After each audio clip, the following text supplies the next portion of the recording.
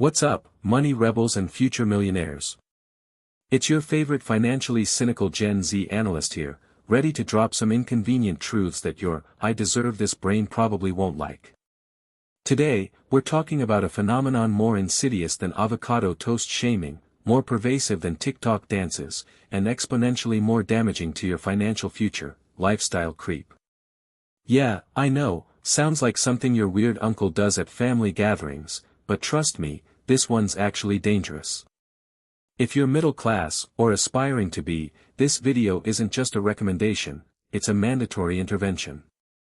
Because while you're out here grinding, making more money than ever before, lifestyle creep is silently, relentlessly, and very effectively, kicking your net worth square in the teeth.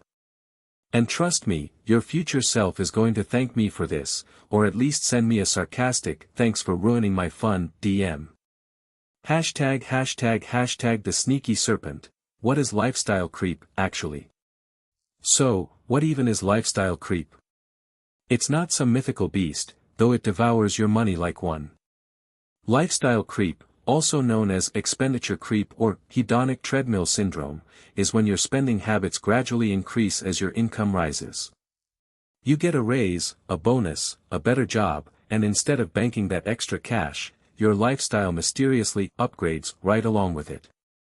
Think about it, you start at a ramen and roommate phase, right? Then you get your first real job, you upgrade to slightly better ramen and maybe your own apartment. Then a better job, and suddenly you need the organic artisanal ramen, a new car, a house with an extra room you don't use, and a monthly subscription box for literally everything. It's like your financial thermostat is programmed to always maintain just comfortable enough, no matter how much heat, money, you throw at it. The problem? That comfortable enough keeps getting more expensive, and your savings account keeps looking at you like, are we a joke to you? It's the financial equivalent of being on a treadmill, you're running harder and faster, but you're not actually moving forward towards your financial goals. You're just maintaining the illusion of progress, while the finish line gets further away. Hashtag the illusion of progress. Why our brains are so bad at this. Why do we fall for this trap? Because our brains are wired for instant gratification and social comparison, and lifestyle creep is a master manipulator. When you get a raise, your brain goes, "Ooh, extra money. I've been working so hard, I deserve a treat." And that treat usually isn't an extra Roth IRA contribution.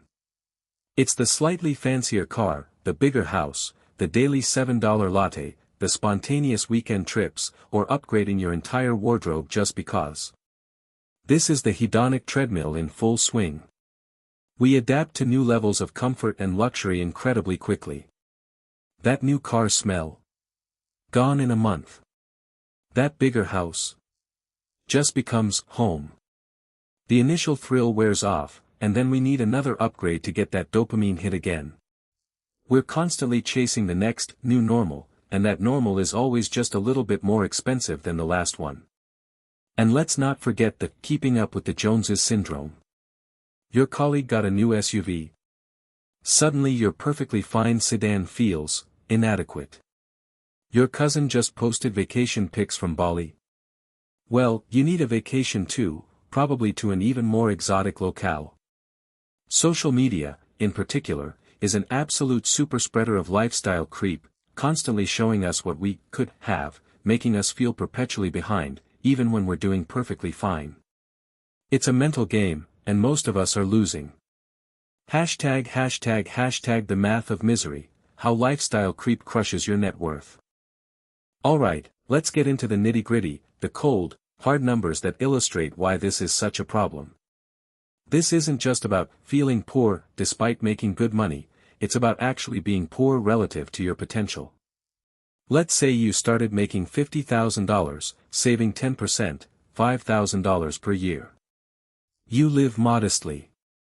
Then, you get a promotion, now you're at $75,000. Congrats! You could keep your old lifestyle, save that extra $25,000, bringing your savings rate up to a mind-blowing 40%, $30,000 per year. But no. You see an apartment with an extra bedroom, a new car, eating out more often. Your expenses jump from $45,000 to $65,000. Now, you're still saving $10,000, twice as much, right? Technically. But your savings rate just plummeted from 40% of your new income to only 13%. You made $25,000 more, but only an additional $5,000 went to savings. The rest was sucked into the lifestyle vortex. This is savings rate erosion, and it's deadly. You're effectively losing the opportunity to accelerate your wealth building. That additional $20,000 that went into lifestyle upgrades could have been invested, compounding for years. At an average 8% return, that $20,000 could be worth over $43,000 in 10 years, or over $93,000 in 20 years. Multiply that by several raises over a career, and you're literally talking about hundreds of thousands, if not millions, in lost wealth. This isn't just a few fancy coffees, it's a massive wealth transfer from your future self to corporations who sell you upgrades. Then there's debt accumulation. Lifestyle creep often isn't funded purely by cash. Oh no, that's too slow. It's funded by credit cards, car loans, and bigger mortgages. That slightly nicer car. It's often thousands more, leading to higher monthly payments and more interest. That bigger house. Bigger mortgage, higher property taxes, more utilities, more maintenance. These aren't just expenses, they're financial chains that lock you into your job and delay financial independence. When your fixed expenses balloon, your financial flexibility shrinks to nothing. You become a high-income, high-expenditure hamster on a wheel. And let's not forget inflation. Inflation already erodes your purchasing power. Lifestyle creep amplifies that erosion because you're voluntarily increasing your personal rate of inflation by choosing more expensive goods and services. You're fighting a two-front war against your own money, and lifestyle creep is a willing accomplice to inflation. ### the middle class trap, why we're especially vulnerable. The middle class is particularly susceptible to lifestyle creep. Why? Because we're not rich enough to not care, but not poor enough to be forced into strict frugality. We're in that awkward middle ground where aspirations are high, but resources aren't infinite. We often define success by external markers, the house, the car, the private school, the vacations. We work hard, we achieve, and we feel entitled to these markers of success. I earned this, we tell ourselves, justifying every little upgrade. It's not just about keeping up with the Joneses anymore, it's about, I've worked my butt off for this, I deserve a little luxury. And that's true, you do deserve to enjoy your life. But there's a huge difference between enjoying life and inadvertently sabotaging your future. The middle class also often faces unique pressures, especially with families. Kids need new clothes, better schools, extracurricular activities, birthday parties, college funds. These are all valid expenses, but they're often where lifestyle creep sneaks in, disguised as doing what's best for the kids. From the right school district requiring a bigger, more expensive house, to the latest gadgets and fashionable brands for teenagers, these costs escalate rapidly, pushing family budgets to the brink, even with decent incomes. Take the example of, just a little bit more. You upgrade your daily coffee from home brew to Starbucks. Then from Starbucks to a fancy local artisan coffee shop. Then you start buying lunch out every day. Then you decide you need a meal delivery service because you're too busy. Each step feels small, justifiable, even negligible on its own. But cumulatively, these little bits turn into thousands of dollars a year. Let's say your coffee upgrade is $5 per day, $1,300 per year, lunches out are $15 per day, $3,900 per year, and meal service is $100 per week, $5,200 per year. That's over $10,000 a year gone, money that could have been funding your actual financial freedom. That's a new car payment, or a substantial investment contribution, or the down payment for an income-generating rental property. Instead, it's just gone. Consumed by the creep. Hashtag fighting back, how to slay the lifestyle creep monster. Alright, enough with the doom and gloom. You're Gen Z, you're smarter than this trap, you just need the right tools and the right mindset. Here's how you fight back, Gen Z style. 1. Automate your savings first, no excuses, this is non-negotiable. Before you even see that extra raise money in your checking account, set up an automatic transfer from your paycheck to your investment accounts, your Roth IRA, your 401k, your brokerage. Make it a percentage of your income, so every raise automatically means more savings. Treat your future self like the most important bill you have to pay. Because you are. Pay yourself before you even think about paying your barista. 2. Practice delayed gratification. It's not a dirty word. Instant gratification is for amateurs. Delayed gratification is for financial legends.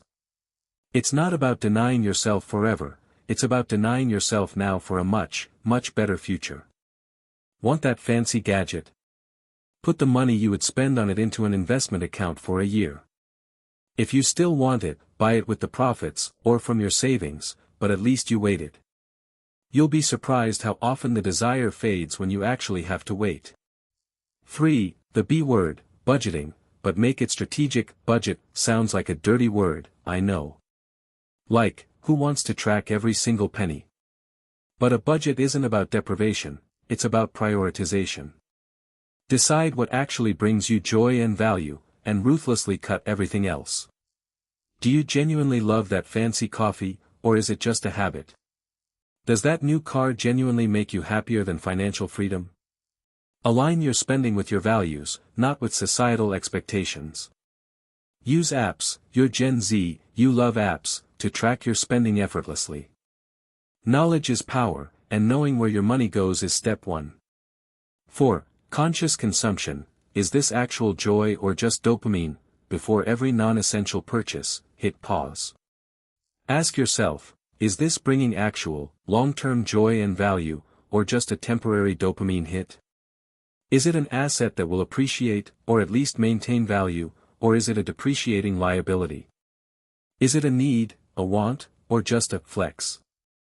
Start viewing your money as tiny soldiers that you're sending out to either fight for your financial freedom or surrender to consumerism. Choose wisely where your soldiers go. 5. Mindset shift. Financial independence is the ultimate flex. Stop trying to keep up with the Joneses. The Joneses are probably broke and stressed out. The ultimate flex isn't the new car or the bigger house, it's the freedom to choose, the ability to walk away from a bad job, the power to travel the world on your terms, the peace of mind that comes with knowing you're financially secure. Focus on building assets, not accumulating liabilities. Your net worth statement is your true status symbol, not your Instagram feed. 6. Review regularly. Make it a habit to check your bank statements and credit card bills. See where your money is actually going. You might be shocked at how those little things add up. Once a quarter, sit down and do a financial health checkup. Are your savings growing? Are your debts shrinking? Are you still on track for your goals? Adjust as needed. Hashtag conclusion, your future self will thank you. Lifestyle creep is a silent assassin, slowly suffocating your financial dreams under a pile of stuff and incremental upgrades. It tells you, you deserve this now, while stealing from your future self. But you are not powerless.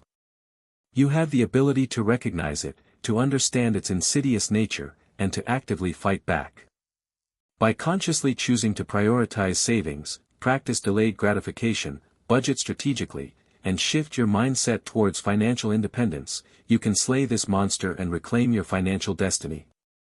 Don't let your hard work only benefit corporations and the fleeting satisfaction of temporary purchases. Let it build true, lasting wealth and freedom for you. Your future self, lounging on a beach somewhere or chilling in their early retirement, will thank you. Now go forth and conquer, money rebels.